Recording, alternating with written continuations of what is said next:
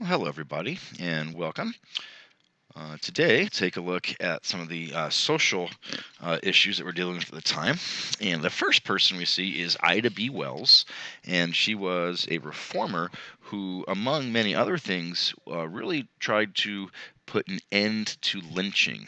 And if you don't know what lynching is, it's one of the most despicable acts in, U.S. history. It's when a group of people would simply go select one person, and almost always it was a minority, almost always African American, and they may or may not charge him with a crime. It maybe just for the hell of it, or maybe just, hey, look, this guy looks guilty, or they could make anything up. They just go and they'd grab him, take him out of his house or wherever he was, and tie him up and then hang him with no trial, with no anything. And it was just absolutely horrific that you just kill someone for no reason simply because they were black. And obviously, this was a horrible thing. And Ida B. Wells was one of the people who really tried to put an end to it. Poll tax. This is currently illegal, but it was something that you had to pay. It's a time when you had to actually pay to vote. Now, we're not talking like $1 million, but that wasn't really the point. The point was that you should be able to express your point of view politically as your right. And for people who might not be super wealthy, maybe it really was a burden because if you have limited funds and you have to choose between, let's say, voting or putting food on your table, um, you know, it's going to be a pretty easy choice to make for the most part that you're going to put food on the table. This is currently illegal. Grandfather clause. So this is a little more complicated. So when we say it's a situation where an old rule continues to apply to some existing situations. So what they're saying here is if you already, let's just use a different example. If you already have a business, let's say, and you've been in business for 100 years, and all of a sudden a new law comes in and says, hey, you have to use a new digital type of advertising sign. And you say, well, wait a second, we built this place. They have digital signs. The government might say, okay, well, in that case, you're grandfathered in. It doesn't apply to you. You still get to go by the old rules. Now, of course, if any new restaurant or business would open, then the new rule would apply to all future situations.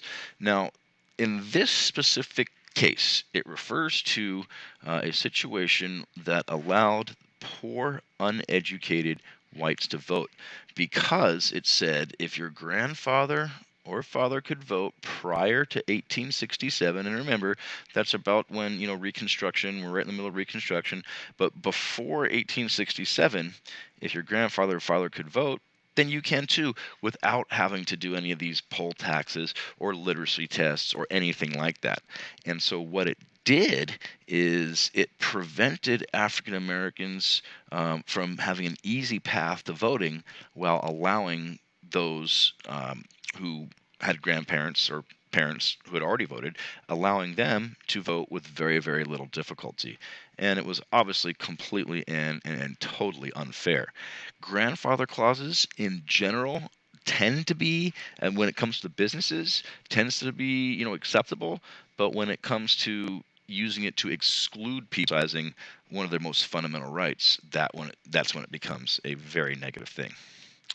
Segregation, this is just a word that we use to describe racial separation, and unfortunately, this kind of is a huge, huge, huge history of that. Um, Jim Crow laws that helped keep whites and blacks separate. This is the famous one. You can see it says white there, and it says colored here. And they say separate but equal. I don't know. You tell me. It doesn't exactly look equal to me, but um, that was the law of the land until the 1950s. As horrible as it seems now, um, it's really incomprehensible, but that's how it was. Plessy versus Ferguson. This is a Supreme Court case. Notice that whenever you have this sort of italicized and you have the V, this means it's a court case. And Plessy versus Ferguson upheld separate but equal, meaning separate but equal is okay. And this was a law of the land from the late 1890s up until 1950. And obviously, it is not equal, as this does a very good job with the water fountain, kind of like the one we saw last time. And when we get to Brown versus Board of Education in the 1950s, the court actually said when you separate people based on race, it is automatically unequal. And that is a very good decision, Brown versus Board of Education, which finally put an end to perhaps one of the worst decisions, not the worst, but definitely on top 10, which was Plessy versus Ferguson. Debt peonage, this is probably a word you will never use or hear again, but I guess the state of California thinks you should know it. So it is a system where if you can't pay off your debts, then you work to pay off your debts. And it sure seems a lot to me like this would be involuntary servitude or, against the Constitution. But again, this is not legal, and it is really a very bizarre institution. All right, that is it for today. Thank you very much.